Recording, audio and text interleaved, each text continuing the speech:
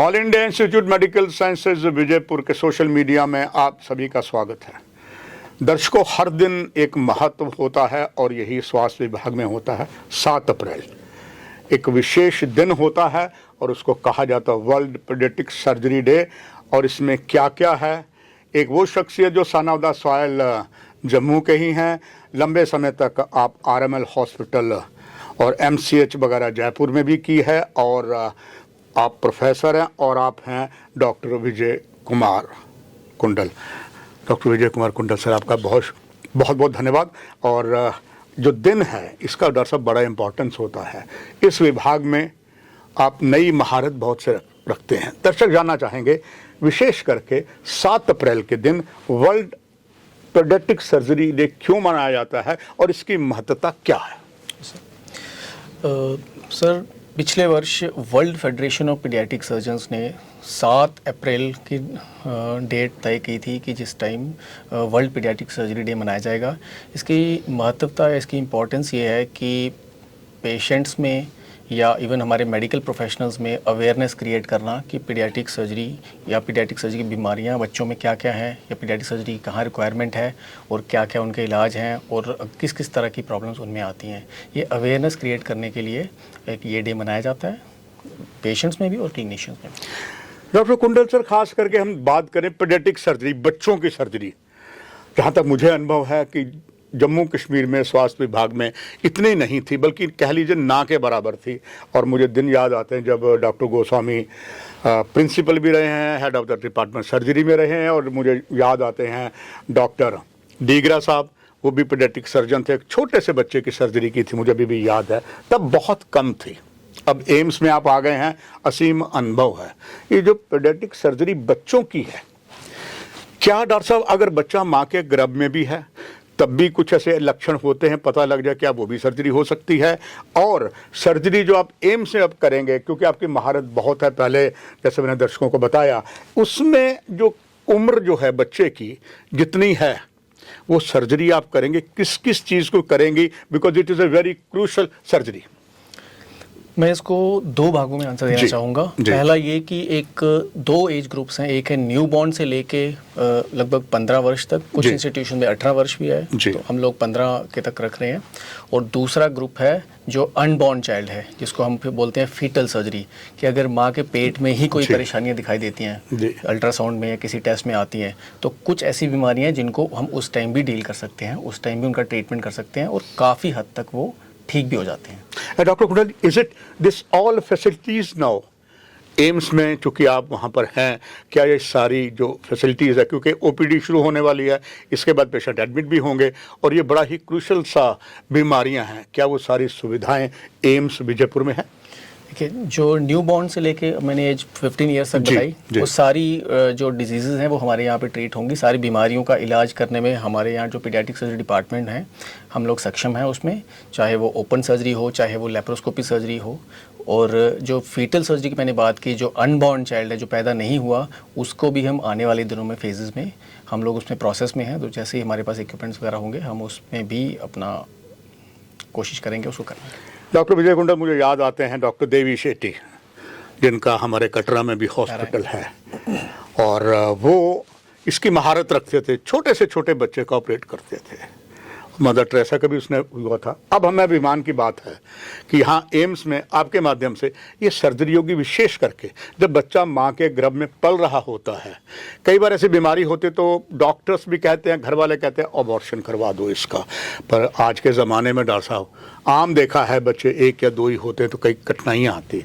तो क्या ऐसे में पॉसिबिलिटी है जब आपको पता लग जाए वो सर्जरी उसकी माँ के गर्भ में ही हो सकती है या इलाज हो सकता है?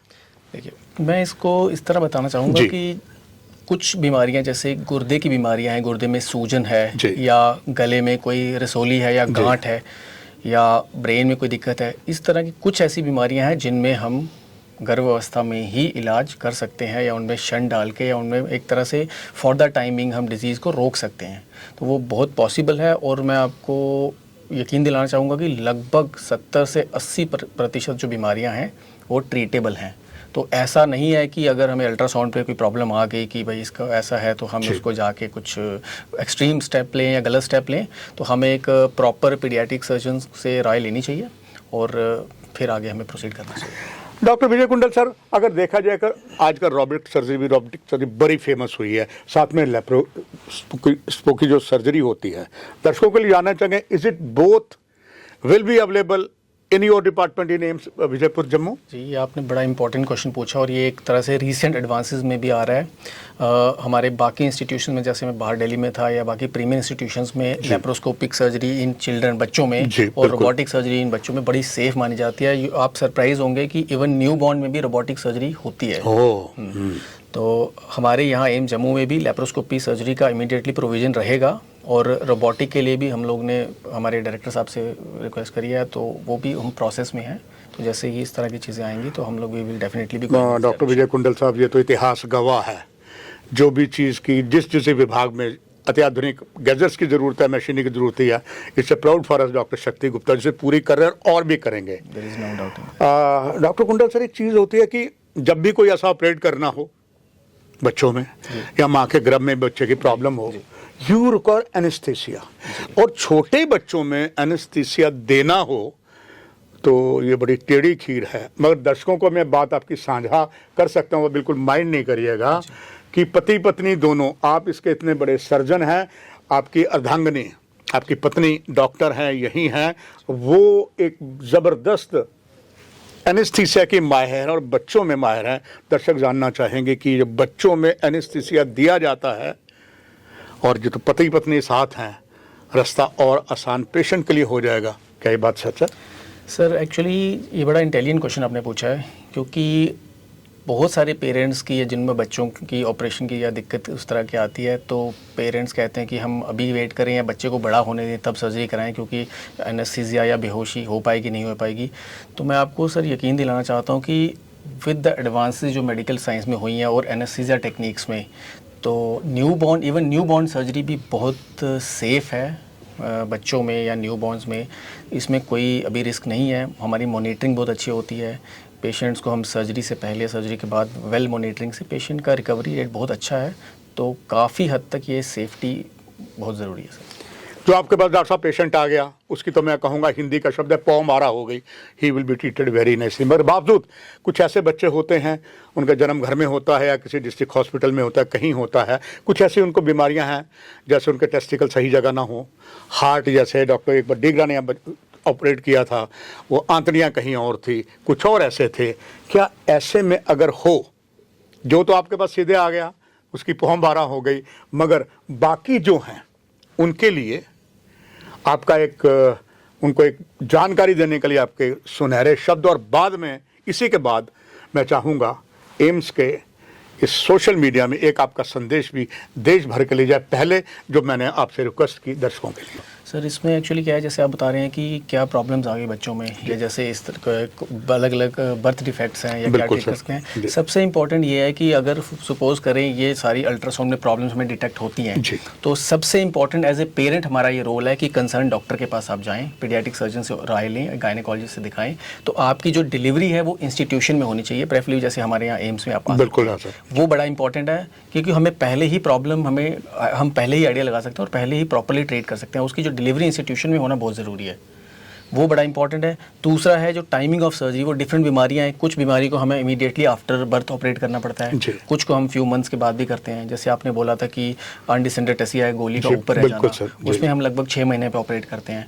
कुछ बीमारियां ऐसी हैं जिसमें बच्चों में पॉटी का रास्ता नहीं बना, कुछ बीमारियां ऐसी हैं जैसे फूड पाइप नहीं बनी है या आंतड़ियों का बाहर होना, उनमें हमें इमीडिएटली सर्जरी करनी पड़ती है बर्थ के बाद ही। तो इसीलिए अगर डिलीवरी इंस्टीट्यूशन में होगी तो वो फिर मैनेज करना बच्चे को बहुत ईजी होता है और उसमें रिजल्ट बहुत अच्छे हैं। आखिर में आपका संदेश सभी दर्शकों के लिए।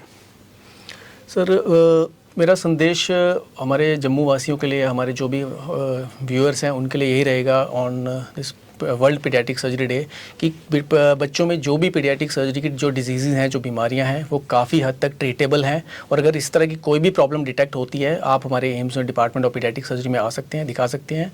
इसमें न्यू बॉर्न की बीमारियां हो या 15 साल तक के कोई भी सर्जरी के रिलेटेड हो, या इवन कि अगर मदर जो प्रेग्नेंट मदर्स हैं उनमें अल्ट्रासाउंड में कोई दिक्कत आती है कि इसमें बच्चे में ये है या किडनी में सूजन है या कोई रसोली है या गांठ है, आप उसकी भी ओपिनियन ले सकते हैं, क्योंकि वो भी काफ़ी हद तक ट्रीटेबल हैं। आप किसी और एक्सट्रीम स्टेप पे ना जाएं, तो हम लोग आप कोशिश करेंगे कि काफ़ी हद तक आपकी हेल्प करें। डॉक्टर सर, आपका बहुत बहुत धन्यवाद। दर्शकों, आपसे भी इजाज़त, इस कार्यक्रम में इतना ही। नमस्कार।